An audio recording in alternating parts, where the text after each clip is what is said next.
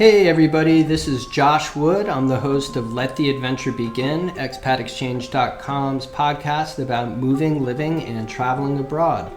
Today we're lucky enough to have an interview with a very good friend of mine. Patrick lived in Japan for 17 years. He left for Tokyo a bachelor in his late 20s and returned to the United States married to a beautiful Japanese woman and the father of two sons.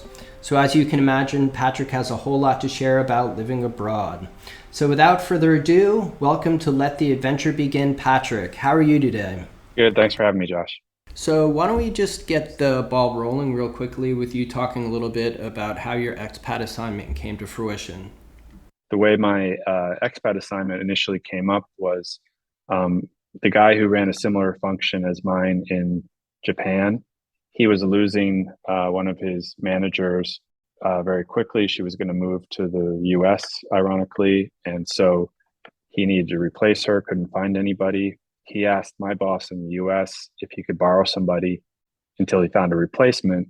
And so we eventually agreed on, I would go to Japan. I would recruit and hire somebody for the position. I would train them, get them up and running, and then I would go back to the US. And at the time, my boss was asking, do you want to go for a year? Do you want to go for 2 years? I was pretty comfortable with my life in New Jersey. I had, a girlfriend living in the city. I was living in the countryside in New Jersey, about an hour outside of New York City. I had a dog. I had, a life. So I was single. I was about 27 years old when this all came up. But I had a pretty comfortable rhythm, I would say, in my lifestyle and my work patterns. So when it came up, I was thinking more of a shorter term.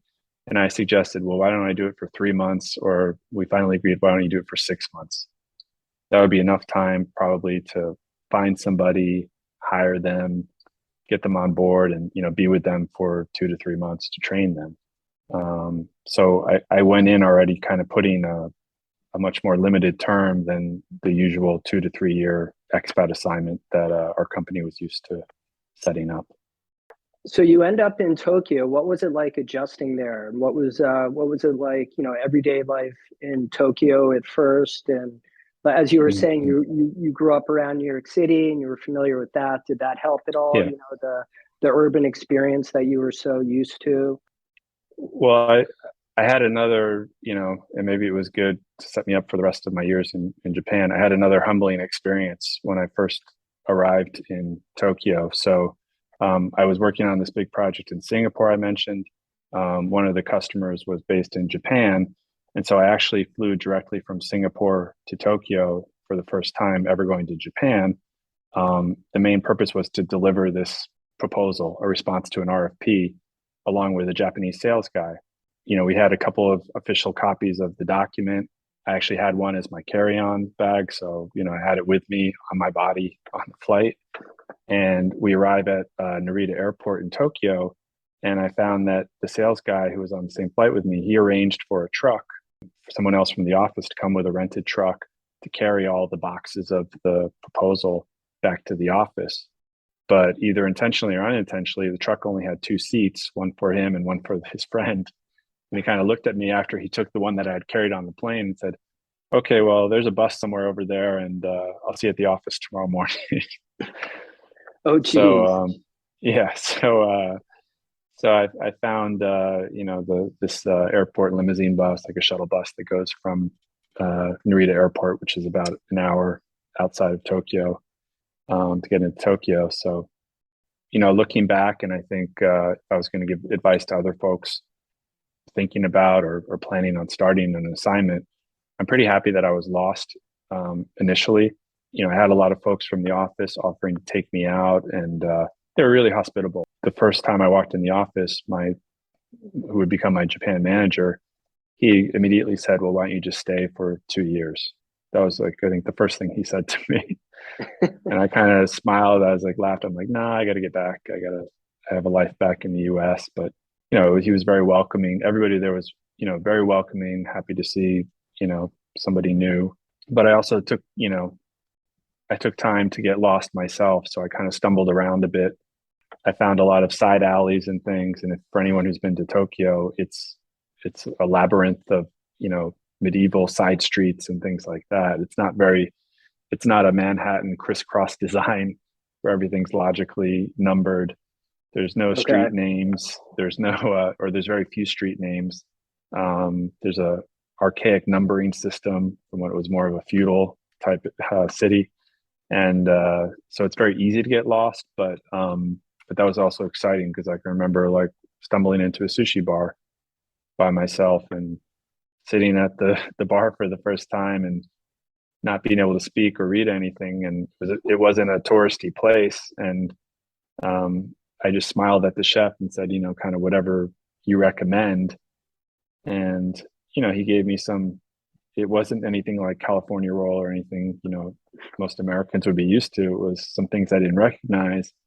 And I think he intentionally tried to challenge me. Like he gave me a big chunk of octopus.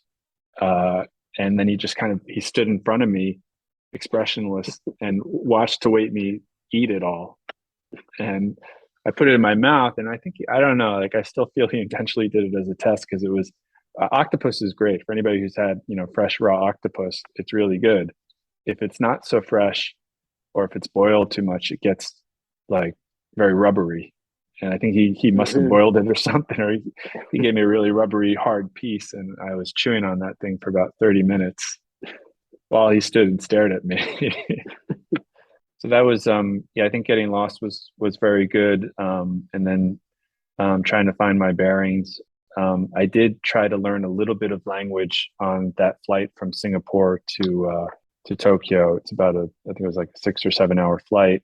This was before smartphones and things like that, but I had a little guide pamphlet or something, and I learned how to introduce myself formally in Japanese because I heard that was very important. To say yoroshiku onegaishimasu or hajimemashite, say my name. So I knew how to introduce myself. I knew how to say yes because hi. That's, I think some people hear that from movies or things. So I recognized that one. But I didn't know how to say no. I didn't know the word for Japanese. The Japanese word for no is ie, is one way to say it. So, I think the reason people were so hospitable to me was, I could formally introduce myself in Japanese, and I didn't know how to say no. So they thought I was very, pleasant, polite, and agreeable to anything. They just ask me anything, and I'd say hi, or I just nod my head, not to show that I understood what they were saying, but just to, I'm listening to you. I know you're saying words, and they kind of believed that I understood Japanese. Yeah, you said that offline, that for whatever reason they thought you were fluent, and that kind of worked for you though, didn't it? It kind of made things, kind of greased the wheels for a little while. A little bit. I mean, just I guess, and I don't mean to. I have a different style, so the other bit of advice is just to listen a little bit. So I was just content on listening to folks, and they would continue to speak in Japanese in front of me, thinking that I understood, or have a conversation with somebody else Japanese there. And that did kind of grease the wheels a bit because it brought me into the conversation more. It brought me into the circle. Either they thought I could understand it, or they thought I couldn't understand it at all. So who cares? Let's just talk in front of him. They could have been talking about me for all I know, but no, they wouldn't do that. So it was so it did help to kind of bring me into the circle, kind of, as much as you can in Japan initially. And I used to go out with, some people would switch to English if there was one English speaker in the group and we were out for lunch or whatever as a work group. Everybody would switch to English just to make it more equitable. And some folks, they would just continue on in Japanese the whole way, and I would just sit and listen. And I think that just listening helped build up a kind of recognition later when I did start, studying Japanese. It helped a lot to have a recognition, to have that basis. Yeah. So at what point did you formally, start to really train to learn the language, and how did that all play out? Yeah. So they, right when I got there, they told me they would offer, the company would sponsor some language training, and our company had, 2 schools that they used. But luckily, in hindsight, I talked to, let's say, younger people in the office to find out what their experience was, because we had probably out of all the people we had a pretty big office in Tokyo, and maybe 10% of the office was foreigners or expats. So big Japanese base in office, but I knew all the expats basically, or most of them, and could ask them what their experience was. But then Okay. I talked with one colleague, this young Dutch engineer. He told me, no, you have to use my school. It's not one of the standard or official schools that the company uses, but I'm using it, and they cover the expenses and everything. And that school for me, I was really so lucky that he suggested it because their approach seems quite logical in hindsight again, but their approach was basically you build a skeleton of the language, and then you add muscles and meat to the bones later. And that skeleton is really, you learn the grammar first. So forget about vocabulary. You're going to learn the grammar, and you can do it in English. And I'll give you an example. You can do it in English. And then as you pick up vocabulary, which is just natural as you're there longer and study more, you'll add the vocabulary and switch out the English for Japanese and build it that way. So the example that they used at the school was, if I wanted to say, I would say in English, the cat chases the mouse. In Japanese, I would just say cat wa mouse o chase shimasu. So that's a proper Japanese statement, but I just had to put in the right grammar cues and put it in the right order, and I could still use the English words. And then if I said that with a Japanese accent, like kato wa mouse o chase shimasu, that's still English. It's still not proper Japanese, but 99% of Japanese people would understand what I meant when I said it that way. So once I had, for me, it was almost mathematical that way. Once I had the formula or the code, the grammar, almost immediately it was a kind of level up experience, because then I went to a meeting and I still didn't know what the folks were talking about in Japanese, but I knew, well, these two guys are talking about that customer, and it's about something, and it's this word. And then I could just figure out what that word was or ask somebody. And then I knew, okay, it was immediately the comprehension level went up. And then and I'm simplifying it a bit, but just having that level of, the basic formula for grammar, helped tremendously to put things in context. And for me, in Japanese anyway, a lot of it was contextual learning, because, especially if you're in a work environment, you kind of know the subject area, who's talking. So if the company lawyer comes and he's talking to a sales guy, they're probably talking about a contract. And so you can kind of contextualize and figure out, well, this must be some legal vocabulary that I don't know, but I can figure out. And it got to the point that, contextualization of Japanese got to the point where people would bring me contracts in Japanese and ask me to approve it and ask me to read through it. And this is like months after I got there. And it got to the point where, I kept seeing them so often. So let's say it was from customer A. I kept seeing they had a standard boilerplate contract. I kept seeing it so often that eventually it was almost like the Matrix. If I noticed that one thing was different, I could zero in on that and say, oh, but what is this? And they would be surprised and then, oh yeah, they want to change the payment terms or something. How did you know that? I'm like, I don't know, but That's different. That's not what's in there usually. Exactly. I think we learned that in Sesame Street. Which one of these doesn't belong? So just like listening, that helped, because I wasn't trying to trick anybody, but I was just trying to dive in a little bit and get help from a lot of people in filling in the vocabulary. So shopping in Japan, did you kind of go out of your way at first to find familiar foods and that sort of thing, or did you try to immerse yourself in the Japanese experience? Did you have the option, or? I'm not too conservative of an eater, so I was happy to try different things. And, especially if someone took me somewhere, I was always willing to, be a good guest and trust them to try something. I did know people who were there for a while. Like one guy, he ate every meal at the TGI Fridays that was in Tokyo. I couldn't understand why, but there was one like walking distance from the office, and he always went there. I was familiar with sushi. I was probably familiar with a couple of Japanese cuisines, but not all of them. And I was pretty surprised at the variety of just Japanese cuisines. Like we see some limited amount in the US anyway. We know sushi, we know ramen is popular now, like noodles. Right. And there are so many other different cuisines that I was just really surprised and enjoyed. Like, breaded pork cutlets is a big thing. Tonkatsu, it's called, which sounds like something an American would do. Let's cut some pork and dip it in a deep fryer and everything. But it's quite common there. So there were so many different kinds. And most of the people from the office went out for lunch, and we were in the center of Tokyo. So I had a good chance to experience a lot of different cuisines just there. And then probably even, I shouldn't have been in hindsight, but more surprising was the quality and the taste of non-Japanese foods in Tokyo.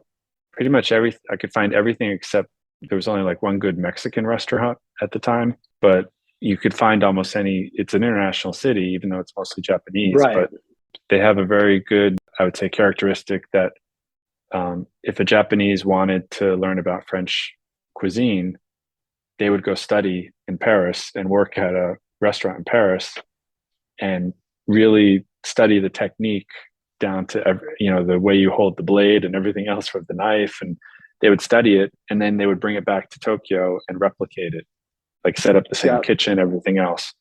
And the only big difference was that the quality and freshness of the food in Japan was sometimes better than what you could find in the country where the cuisine originated from. So I had a lot of French colleagues who would always tell me, we go to French restaurants, and they would say, they would just be like making yummy food noises the whole time. Like, this is even better than in Paris. And the service isn't rude and everything else. So like, they were slamming their own country because they couldn't believe that, Japanese had taken their pride, their cuisine, and actually brought it up a level. So I was also like just surprised, because I thought, living close to New York and trying a lot of different Italian foods and things like that we had a, really high quality and high level of cuisine. But the international food there was really amazing. Okay, so we've touched on food a bit, but when I think of Japan, and unfortunately I've never been, but am dying to go. But one of the things I think about is the sushi, and that's one of the things I would really want to dive into and experience. Yeah. So there's got to be so many different varieties and types that we would just would never have experienced here. And some of the stuff that you loved, are there exotic things that were even kind of like a bridge too far for you that you wouldn't try? Right. You're willing to put yourself out there, I know, and try a lot of different things, but were there some things that were just too much? Well, I'll start with the last question first. I mean, fish sperm was one that was like fish ejaculate, basically. That was something that got served, and I think even my wife handed hers to me, and I'm not used to having that in my mouth. So that was one that I ate it, but it was, it's one of the ones you put in your mouth and you try not to think about till it's in your stomach. So that was one, but that's not typical, I'll say. And that was at a really nice place. So sometimes they try to screw you by saying they're nice. Obviously. Yes, obviously. But look, like similar to what I said before, like the good thing is the quality is typically good. So when I say quality, the freshness of the fish, the preparation of it, the care and the attention that the staff puts into preparing it and the presentation, whether you're going to a really cheap place, a really expensive place, it's safe and it's good.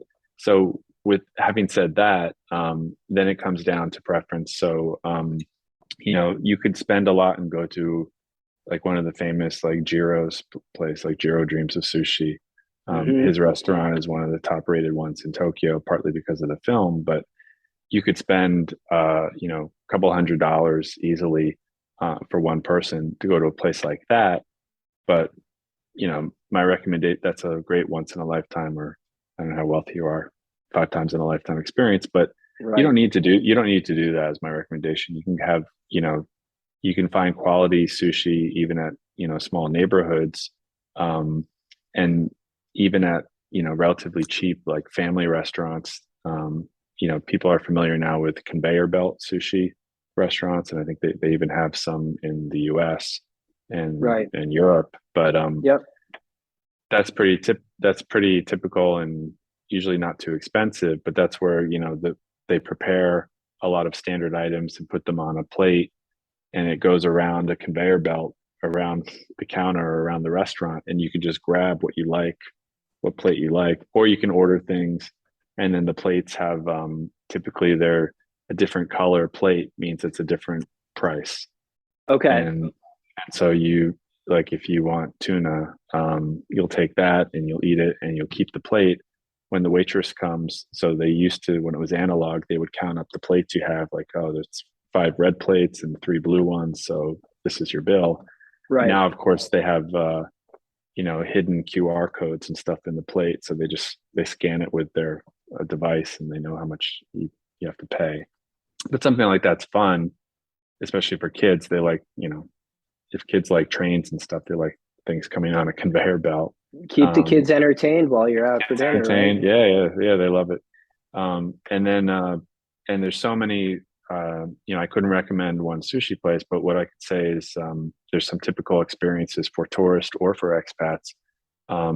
There used to be a famous fish market in Japan called Tsukiji, Tsukigi in English, which was the traditional fish market for centuries. And so it was a working fish market, one of the largest in the world in terms of volume of seafood that goes through it every day. But that would be operational from usually from I think around 1 or 2 in the morning till about 10 in the morning, with the biggest activity around 5, 6 in the morning, because they bring the fish in, and then it's like a wholesale fish market. So you have shops or distributors coming in, negotiating with the fish companies, and then taking it out. They come in and they bid and everything on the fish, right? Yep. They would bid on the tuna. That's a famous thing, and so it became a popular tourist destination because it's absolute chaos. It's like I've compared it to going to a zoo, but then you eat the zebra afterwards, because you'll see, seafoods, everything else that you probably have you don't know what it is. And it's just managed chaos, because everybody who works there knows what they're doing. There's little tiny aisles that you can walk through, but then they have like these driving devices that are zipping around to transport stuff.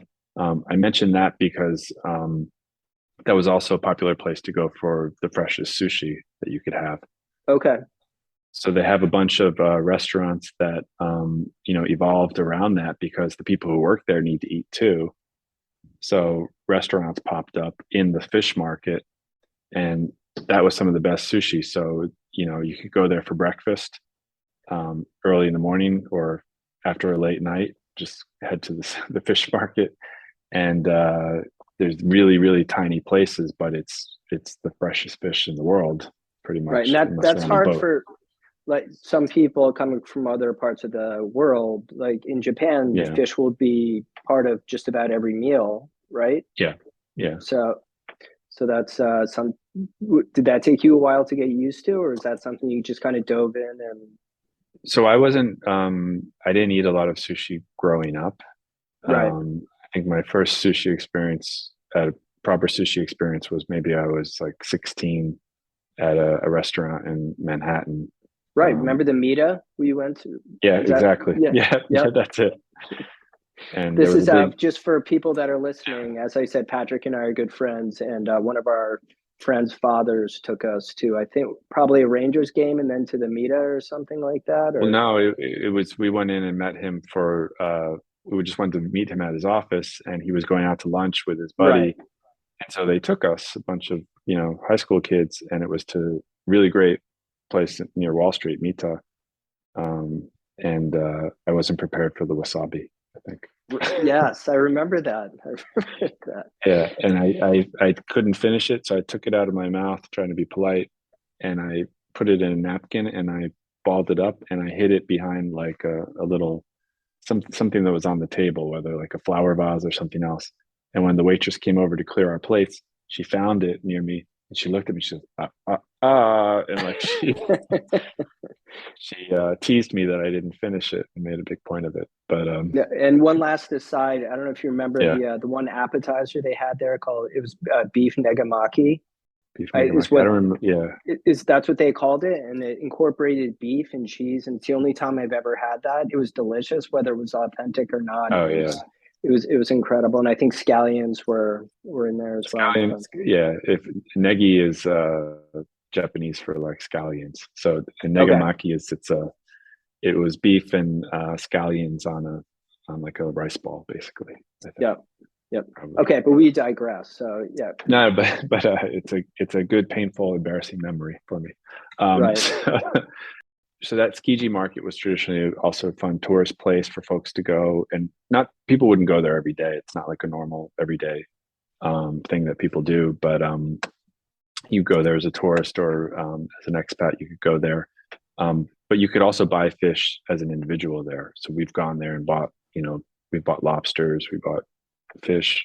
If you become friendly with a shop owner, they've moved the wholesale market to a different location as part of the whole Tokyo Olympics Okay, cleanup, and just because the market was kind of run down, they wanted to put it in a more efficient area. But there are still restaurants, sushi restaurants there, and there's still what they call the outside market, which was outside of the wholesale area, and that's still great for tourists or for expats alike to go and visit and see a lot of. You can get a lot of ingredients, and there's really good sushi restaurants just because for centuries that's where the fish market was. right. So anywhere near there, heading even over to like famous areas like Ginza, any of the sushi restaurants in there are typically you can find really good ones. But my favorite thing was to find a neighborhood spot where I went Yep, enough that the people knew me and my family, and we were really welcome there. So there's all those neighborhood spots sprinkled around. They're not famous, but if you find a good one, it's like finding a good neighborhood bar or restaurant, whatever, cafe. yep. You're kind of welcome there, and it's tiny, but the quality's good. And then I talked about it in terms of my first sushi experience in Tokyo when I was by myself. But what's really nice is you do the omakase course, which is basically you don't order the things yourself. You just let the chef prepare, what's the freshest or best fish or Yep. items that he has that day, and they'll prepare a course for you, and you just he puts stuff out if you're sitting at the counter, and you might ask what is this, or you might explain, and that's really great because the chef is the person who knows the most about the quality of the fish and what's Right. good for that day, and you get to explore a little bit and try new things. So if you had to pick your favorite type of fish over there, is it just tuna or were Well, there? yeah, I mean, tuna is the most popular sushi. The tuna roll is the most popular in Tokyo. Um, they're not really big on things like California roll or some of the hybrid or fusion type sushis that became popular in the U.S. Um, so it's more traditional sashimi, which Mhm. will be just like the raw fish on that you can have. But tuna, I mean, tuna is the most popular because it's probably the easiest to eat. But then there's different grades of tuna. So you can Right. have the otoro, which is the most marbleized, and it melts like butter in your mouth. Um, that Yes. one is, I would have some time during my course as a treat, and you can see everybody's face where they're just like, oh, making like the melting face because it Yep. does kind of melt into your mouth, which you don't typically think a fish is doing. So I like that, and then any kind of varieties like that you could go and get you could order a course just focused on tuna, but within that you'd have 6 different sushis or sashimis with different grades of tuna or prepared with scallions or with a little bit of ginger root on it and things like Right. that. Yep. And and when people think of sushi here, it's wasabi and ginger, the pickled ginger that comes with it. But they're different in Japan than you would get them here in the United States, aren't they? Well, yeah, wasabi in the US is mostly horseradish. Right. Because importing wasabi and keeping it fresh is really difficult. And so the only place where they make traditional wasabi is roots, is an area called Shizuoka, which is south of Tokyo, about 2 hours south of Tokyo. And it's because it has the mountain water running down from the Mount Fuji, and you have to plant it a certain way. It's a very delicate plant. I've always said, well, why don't we just grow it here? We have streams and stuff and fresh water. And recently, especially in places like Oregon and the Northwest and Pacific Northwest, and even in New York State, they have found ways to grow proper wasabi. I've seen that. Yes. Right? Yeah. I'm interested in growing some myself, but yeah, it's different because it's not as it doesn't slap you in the face. It's more subtle, the taste. So, even in Japan, you'll have different things that are less or more authentic. But typically, yeah, you don't have the horseradish wasabi that you have here. So when you were there, did you do a lot of business travel that were like from Tokyo to other parts of the world, or were you kind of there? That was your home base, and that was where you were primarily? So, I mean, definitely from putting aside like the personal experience, at least for me, the work experience was great because I went over there with a specific role I was doing, and like I said, I was going to hire somebody and train them and then leave. But very quickly, I found that people would bring me into meetings, partly as a comfort because they knew I could understand what was being discussed. So if it was a call with someone from headquarters, they would bring me in because I could tell them the nuances and the body language of the person on the video call or whatever, and explain to them what was going on. So I got pulled into a lot of different work situations where I really didn't belong. And that kind of expanded my role wider and wider to, all areas of the business. Eventually in the 17 years, I did, everything from, dealing with customers, dealing with IT, dealing with real estate, dealing with supply chain, dealing with finance, do all kinds of things simply because of that experience. And because of that, that expanded my role beyond Japan. So eventually, I was doing like an Asia Pacific and China role from Tokyo. And so I did have the opportunity to make a lot of business trips around Asia from Tokyo. And Tokyo is pretty, it's a big travel hub in Tokyo from an airport perspective. It's not essentially located as somewhere like Singapore for Asia. Mm-hmm. So Singapore, the big thing is, you can go anywhere. Singapore itself, it takes 30 minutes to get across by taxi, but you can easily go anywhere from Singapore. Tokyo was pretty good in that regard, especially for work. So I had a lot of business trips all through Asia. A lot of times to Shanghai, to Seoul, Korea, a lot of times to Singapore, to Hong Kong, to where else? To Kuala Lumpur again, to Cambodia, to Australia. For leisure travel, we would go on trips, and it was easy. You could fly directly to Thailand, and it wasn't a long flight. You could fly direct flights to. We spent, the Y2K thing was coming, and so my wife and I said, well, where do we want to be if everything goes crazy? And we found there was a direct flight to Fiji, and we went to a little island. Fiji has a lot of islands. And so we had a direct flight from Tokyo to Fiji. And then we took a boat to this little island, and we were there for New Year's Eve for Y2K. We did our honeymoon in Tahiti because that was a direct flight from Tokyo. It wasn't that long. So there were a lot more, it was a different perspective on where we could go, especially if we started looking east from Japan and looking into the Pacific Ocean. There was a lot of little islands that we went to Guam, we went to Fiji, we went to Tahiti. We had plans to go to New Caledonia that we didn't go, but it's definitely easy to get outside of Japan. And then even within Japan, that was really probably the best experience because the infrastructure is so great.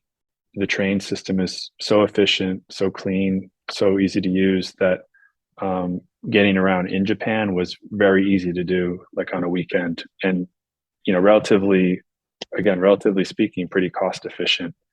So I did a lot of snowboarding when I was in Japan because they have great snow. The experience was just so hassle free. You could pack up your gear, your skis, your snowboard, whatever, your helmet, your boots. Have like the equivalent of a UPS guy come pick it up the afternoon before you were going to go, and they would deliver it to the hotel you were going to, the ski lodge, for less than $20. And then you would just take a backpack and get on the train, or if you had a flight, and you would just go right to the ski area. And some ski lodges, they would even wax your stuff. They would take your boards or your skis, and they would wax it and have it set up in the lodge when you arrived. And then you just change into your gear and you go right on piste there, and you go skiing and snowboarding. It was great. Unbelievable. Just so different, right? Yeah. And I don't want to politicize it, but I'm just envious or nostalgic of, if I could get on like a train in even in New York City or even Secaucus or somewhere, I would, even if I had to drive there, if I could just take a high speed rail train somewhere for the same cost, it would be I would go so many more places in the US, right, by train. But so that was really efficient, and it was I probably didn't explore Japan as much as I could or wanted to. For perspective, Japan, top to bottom is probably like the same length as California, just to give you a sense of it. And I went to a lot of regions, but there's still a lot of places that I didn't go that I would have liked to have gone to. So I went to like Kyoto, of course, Osaka, the big cities, a lot of the big touristy places. But then because I was doing snowboarding, I went to a lot more small villages in what they call the Japanese Alps, and then you get really in the woods with less people. That was nice to be in quiet, rustic Japan as well. Okay. So Patrick, obviously having lived in Japan for 17 years in Tokyo, you got to know a lot of the city and the different neighborhoods and everything. So maybe you could talk a little bit about some of the neighborhoods that would be good for expats, and the ones that you lived in, and because obviously you can talk a little bit about how that worked for you, but then also some other areas that are desirable for people in different situations.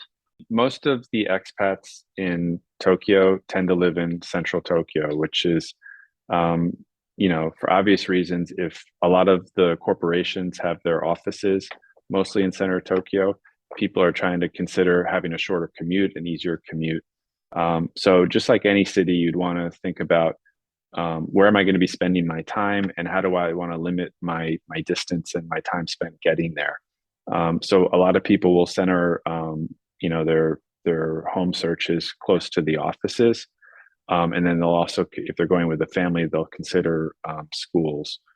And then the other consideration, obviously, is how are you going to spend your leisure time? Tokyo, you could, people do spend years just living a life of leisure within Tokyo, but then you have a lot of easy options with transportation to get outside of the city, really to get in nature, to do, we talked about skiing or snowboarding or, hiking, whatever.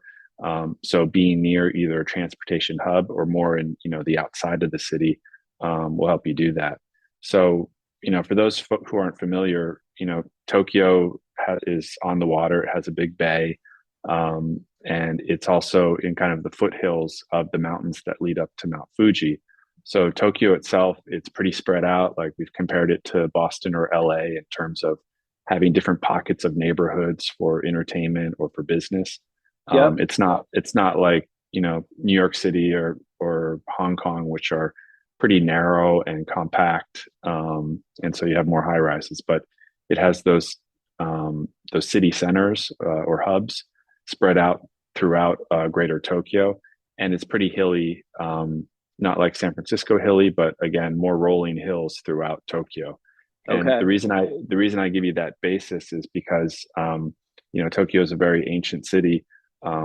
Typically, a lot of the wealthier neighborhoods would be constructed on the top of a hill. which is, anywhere. If you're at the top of the hill, it tends to be nicer houses. So that still exists today, where a lot of the nicer, trendier neighborhoods tended to be on top of a hill.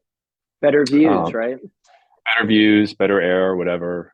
You feel better than other people below you, I guess. But that exists. That's just human nature, I guess. So, Right. and then, just a side note, when we were looking for an apartment, we even went to the extent to look at some old maps, which showed where the banks were. Now, why would you do that? Because the banks, because of earthquakes and everything, they tried to pick locations that had the most solid ground, which were also typically on top of a hill. But whatever the rocks were underneath, they found these were the ones that shook the least. And so Oh my gosh. we tried to find an apartment that was preferably in one of those safe spots. That's incredible. I've never heard that before. Well, I'll try to post it to you later, but there's even one time I found someone took very old maps from Tokyo and they overlaid Google Maps on top of it. So you could kind of compare through the maps through the centuries how the neighborhoods evolved, and some didn't evolve at all, but you could see what was there previously. And Cool. it just helps to understand where the names came from, everything else. But I digress. So so you want to consider, so most of the foreigners who are there, for work, tend to be in the center of Tokyo, which is obviously the most expensive area, but also has the easiest access to entertainment, to, tons of restaurants. There's big parks, everything like that. And a couple of neighborhoods I'll throw out, that are popular for both families and individuals. There's an area called Hiro. In English, it's Hiroo. Yep. Which is very much in the center. Big expensive apartments or apartment buildings, relatively speaking, but very centrally located. And it's about halfway between the entertainment districts of Roppongi and Shibuya, and close to another popular area, Ebisu. So these names might not mean anything to you, but they're all, very centrally located. If you were to look at a map, they're all in Tokyo is divided into 23 wards, if you want to call them, or counties. And so the most popular ones for foreigners are really around Minato-ku. So Minato means bay in Japanese. So it's close to the water. Right. Yep. There's Meguro-ku, which is next to that, Shibuya-ku, and a couple of others, all in that area. And what we tended to find was a lot of people were in that Hiro area. There's another area called Azabu. And again, just because of convenience and proximity to some of what we call the Gaijin ghetto. So Gaijin means foreigner. So the Gaijin ghetto is, it's not a ghetto, but it's where you find a lot of the foreigners. I get it. I think a lot of that goes on anywhere in the world. Anywhere in the world, yeah. Yep. Yeah. And it's close to a place called Roppongi, I mentioned, which is a very popular entertainment district on top of a hill, actually, which also has, recently some huge tower complexes with offices and movie theaters and things like that.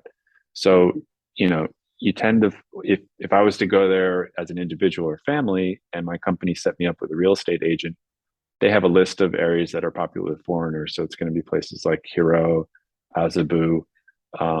If you're there with a family, a lot of people try to look towards an area called Yoyogi Uehara, because that's Okay. a bit more options for getting a whole house for rent, as opposed to an apartment. More space then. A bit more space, a bit more residential. And if you're there with a family, some people they're not used to apartment living. They have the idea of having a home. So you could have a home with a postage stamp size, backyard, but you would have your own entrance, perhaps a garage, and you would be the only people living there. There's more options for that, as opposed to, the areas I mentioned, like Hiro or Azabu, which you're going to typically be an apartment, which could be anywhere from a 2-story apartment building to 40 stories. Okay. And then now, if you were a family and, if you think about the best international schools that are Yeah. in Japan, what would be, the neighborhoods you'd be considering? So the ones I already mentioned about Hiro and Azabu, there's a couple of international school options. There's one called Nishimachi School. Nishimachi basically means West Village in English, and Okay. that's a very small private school, but that only I think goes K through 6 or through 7 maybe. So it's more of if you have elementary school level students. The reason why that's popular is because it's so centrally located. Um, the other most popular foreign school is obviously the American school in Japan Yep. for Americans. That's further outside of the center of the city in an area called Denenchofu. Mm-hmm. And so that's also a popular area for folks who have, especially older kids who are going to be going to the school there. They do have buses that run from the center of Tokyo out to the school. It just depends on if how close you want to be to the school. Do you want your kids to be on a bus ride for 40 minutes or take the train? So that area is also popular because again, you're outside of the center of Tokyo, but you have a bit more space in terms of getting a house with a very tiny yard or even a bigger apartment. And you're a bit, you're closer to the outskirts of center of Tokyo, so you can get outside of Tokyo a bit easier from there, especially if you have a car, which, folks with families, sometimes they do choose to get a car and live it there. And, not to just be, US focused, there's other international schools like there's a French school and even like a French district, typically around an area called Kagurazaka, which for whatever reason, I think probably because of the school and maybe the embassy was near there, that they have more French residents. You have the British school, which is in Shibuya area, Yep. one of the popular entertainment districts. So it really depends on, what language you're looking for, what country you're coming from, and again, what age the students are. It doesn't preclude you from living anywhere else. It's just, again, it comes down to what kind of commute you would want to do for work versus what commute you want your kids to do. As an example, for folks who lived in center of Tokyo but sent their kids out to the American school, sometimes if the mom wasn't working, she would drive the kids out there and just hang out there during the school day with other moms. Yep. Which is okay, but you don't want to do it every day, perhaps. Right. Yeah, and everyone's got to prioritize what's most important to them and make a decision. I mean, you certainly hear about how, if there's more than one international school that parents are interested in, they'll opt for the one that's closest to the husband's or wife's job, whoever's working, and then they'll look for a house around there. But it's good to have that in your mind at the beginning of the process, as opposed to later. Any other thoughts about neighborhoods? Because I also wanted to talk. Okay, go ahead. Well, I mean, so we talked before about maybe it's not just families, but even if you're an individual, and what kind of focus you want. So all the areas I mentioned, those are still like I went there as a single guy. Those were all really good too because they were centrally located. They're close to places you want to go out or have fun.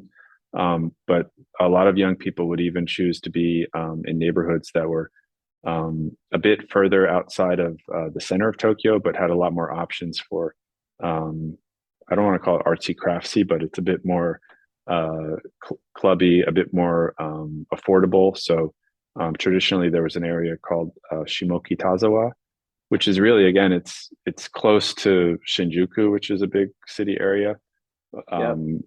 But it's just a little bit further, and that had it would almost be like if I compared it to Manhattan, it was like an East Village. It had a bit I don't know what to call it, a dirtier but fun seedier feeling. Or something. A little bit seedier, but it's changed a lot over the past 30 years. But traditionally, it was more for like college students would go there to play at a bar with their band or whatever. to give it a feel. And then there's another That sounds area called, great. That sounds no, but awesome. it was always popular and, for going out. And then there's another area called Kichijioji, which is, again, just slightly further from the center.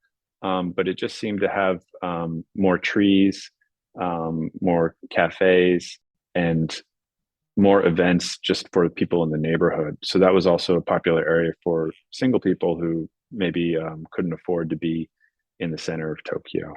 Right. And a lot more areas with, there's still not as much teleworking in Tokyo than what you would see in, the US as a comparison. But you do find the neighborhood where people can live is changing a lot with that, even in Tokyo. And so some of the areas I listed were, what traditionally people were, where they would go if they were an expat. But that's changing a lot. A lot of people, they'll try to be the pioneer who lives in a neighborhood where there's zero expats, and they're the foreigner that walks down the street, and the old man who's sweeping the street he growls at you for the first, 2 years, and then after a while he slowly smiles at you. Right. So there's lots of that, and I would say expats going to Tokyo are much more prepared, for the experience, through suggestions you've made. So right. So I think they're more, I would say, ambitious or brave to go to areas that aren't that popular. Well, and regardless of where expats are moving to, we've noticed this for years on Expat Exchange, that different people have a different attitude about it going into the whole process, where some people don't want a thing to do with another expat. They're going to be, they want to be like Marco Polo, going and that doesn't just mean Asia. But then you have other people that are like, it's just going to be easier, and I think I'll have more fun if I just settle in with expats, and then I can kind of branch out from there. Yeah, so, exactly. So, and you start thinking about food options or even language options. So those areas that were traditional for expats, the benefit is you have, those supermarkets that cater to foreigners tend to be in those areas. If you have to get your SpaghettiOs or whatever it is that you need, you can find it easier there. Although that's also changed with online delivery and everything. And then, what do you want in terms of your kind of support network, whether you're going there as an individual or as a family? Sometimes it's nice to run into people with going through a similar experience, and you can, trade advice, trade secrets, and form friendships over there as well.